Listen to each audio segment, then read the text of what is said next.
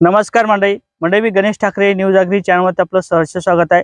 मंडळी, राज्यातील शेतकऱ्यांना नुकसान भरपाईची रक्कम आणि त्याचबरोबर रबीचं अनुदान हे आतापर्यंत वाटप करण्यात आलेले आणि 31 जिल्ह्यातील शेतकऱ्यांच्या खात्यावर नुकसान भरपाईची रक्कम आणि पेरणीचं अनुदान हे वाटप करण्यात आलेले।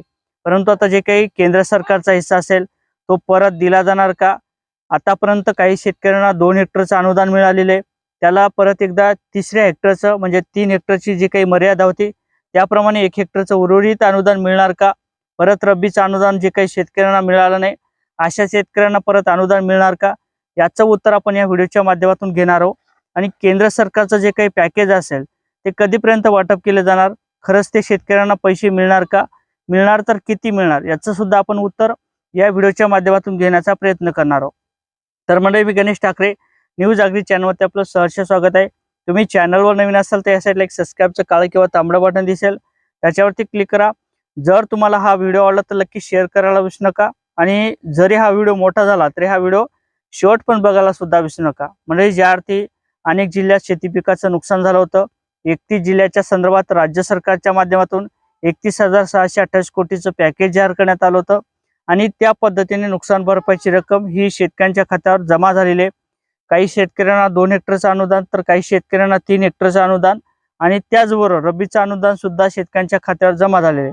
परंतु या ठिकाणी सुद्धा शेतकऱ्यांना 2 हेक्टरचं अनुदान काही शेतकऱ्यांना जमा झालं तर काही शेतकऱ्यांना 3 हेक्टरचं पुरेपूर अनुदान हे जमा झालेले आहे। परंतु अनेक शेतकऱ्यांच्या माध्यमातून सुद्धा विचारला जाणारा प्रश्न म्हणजेच जे काही उर्वरित शेतकरी असतील त्या शेतकऱ्यांना परत अनुदान मिळणार का? तर याचं उत्तर आहे होय, मिळणार।